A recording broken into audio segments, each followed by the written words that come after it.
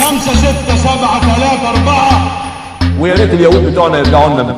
النباتات، ما ذنب النباتات؟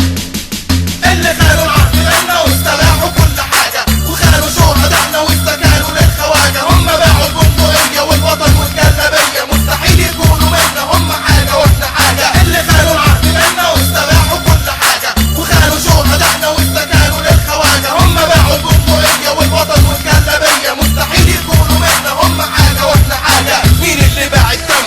مين عالظلم انكتم؟ مين فينا خان الثورة؟ مين حط العسل في السم؟ مين استباح العرض؟